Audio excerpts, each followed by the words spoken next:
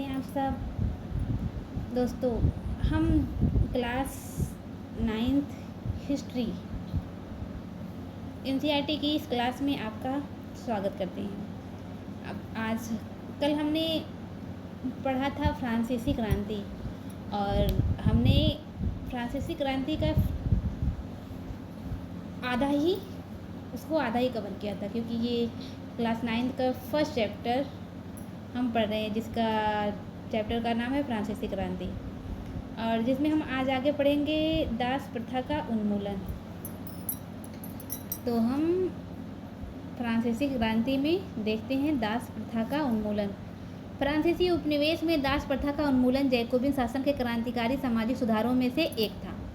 कैरिबियाई उपनिवेश मार्टिनिक और गौडेलोप और सैन डोमिंगो तंबाकू, नील, चीनी एवं कॉफ़ी जैसी वस्तुओं के महत्वपूर्ण आपूर्ति करता थे।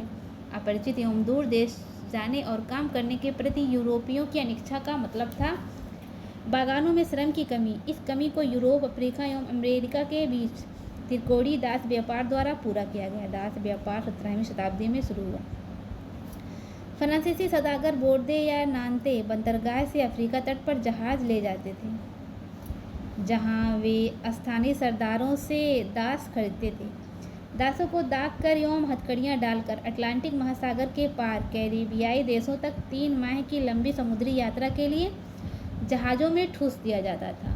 वहां उन्हें बागान मालिकों को बेच दिया जाता था। दास श्रम के बल पर यूरोपीय बाजारों में चीनी, कॉफ़ी एवं नील की बढ़ती मांग को पूरा करना संभव हुआ। बोर्दे और नान्ते जैसे बंदरगाह फलते फूलते दास व्यापार के कारण ही समृद्ध नगर बन गए। 18वीं सदी में फ्रांस में दास प्रथा की ज़्यादा निंदा नहीं हुई। नेशनल असेंबली में लंबी बहस हुई कि व्यक्ति के मूलभूत अधिकार उपनिवेशों में रहने वाली प्रजा सहित समस्त फ्रांसीसी प्रजा को प्रदान किए जाएं या नहीं। परंतु दास व्यापार पर निर्भर व्यापारियों के विरोध के भय से नेशनल असेंबली में कोई कानून पारित नहीं किया गया। लेकिन अंततः सन 1794 के कन्वेंशन ने फ्रांसीसी उपनिवेशों में सभी दासों की मुक्ति का कानून पारित कर दिया। पर यह कानून एक छोटी सी अवधि तक ही लागू रहा। 10 वर्ष बाद नेपोलियन ने दास प्रथा पुनः शुरू कर दी। बागान मालिकों को अपने आर्थिक हित साधने के लिए अफ्रीकी निग्रो लोगों को गुलाम बनाने की स्वतंत्रता मिल गई। फ्रांसीसी उपनिवेशों से अंतिम रूप से दास प्रथा का उन्मूलन 1848 में किया गया। 1848 में दास प्रथा का। नेक्स्ट है क्रांति और रोज़ाना की जिंदगी। तो क्या देखते हैं, क्या राजनीति लोगों की पहनावा, उनकी बोलचाल अथवा उनके द्वारा पढ़ी जाने वाली पुस्तकों को बदल सकती है? सन 1789 के बाद के वर्षों में फ्रांस के पुरुषों, महिलाओं एवं बच्चों के जीवन में ऐसे अनेक परिवर्तन आए। क्रांतिकारी सरकारों ने कानून बनाकर स्वतंत्रता एवं समानता के आदर्शों को रोज़ाना की जिंदगी में उतारने का प्रयास किया। बास्तील के विध्वंस के बाद सन 1789 की गर्मियों में जो सबसे महत्वपूर्ण कानून अस्तित्व में आया वह था सेंसरशिप की समाप्ति। प्राचीन राजतंत्र के अंतर्गत तमाम लिखित सामग्री और सांस्कृतिक गतिविधियाँ, किताब, अखबार, नाटक को राजा के सेंसर अधिकारियों द्वारा वापस किए जाने के बाद ही प्रकाशित या मंचित किया जा सकता था। परंतु अब अधिकारों के घोषणा पत्र ने भाषण एवं अभिव्यक्ति की स्वतंत्रता को नैसर्गिक अधिकार घोषित कर दिया। परिणाम स्वरूप फ्रांस के शहरों में अखबारों, पर्चों, पुस्तकों एवं छपी हुई तस्वीरों की बाढ़ आ गई, जहां से वे तेजी से गांव देहातों तक जा पहुंची। उनमें फ्रांस में घट रही घटनाओं एवं परिवर्तनों का ब्यौरा और उन पर टिप्पणी होती थी।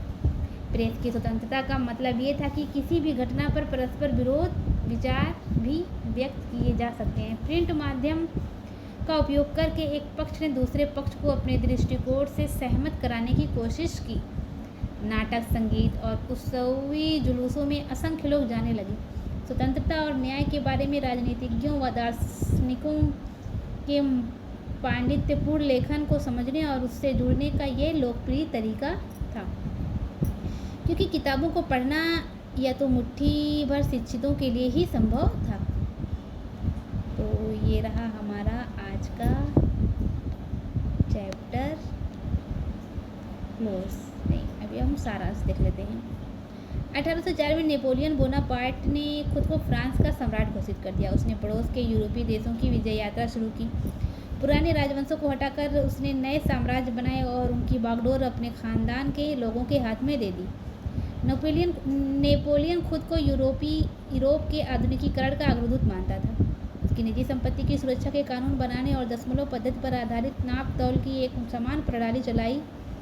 शुरू में बहुत सारे लोगों को नेपोलियन मुक्तिदाता लगता था और उससे जनता को स्वतंत्रता दिलाने की उम्मीद थी, पर जल्द ही उसकी सेनाओं को लोग हमलावर मानने लगे। आखिरकार 1815 में वाटरलू में उसकी हार हुई। यूरोप के बाकी हिस्सों में मुक्ति और आधुनिक कानूनों को फैलाने वाले उसके क्रांतिकारी उपायों का असर उसकी मृत्यु के काफ़ी समय बाद सामने आया।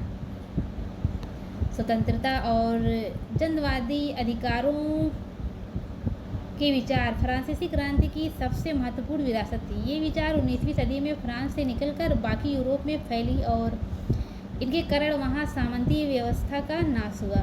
औपनिवेशिक समाजों ने संप्रभु राज्य की स्थापना के अपने आंदोलनों में दासता से मुक्ति के विचार को नई परिभाषा दी। टीपू सुल्तान और राजा राम मोहन राय क्रांतिकारी फ्रांस में उपजे विचारों से प्रेरणा लेने वाले दो ठोस उदाहरण थे। तो हमारा चैप्टर यहीं पे क्लोज होता है।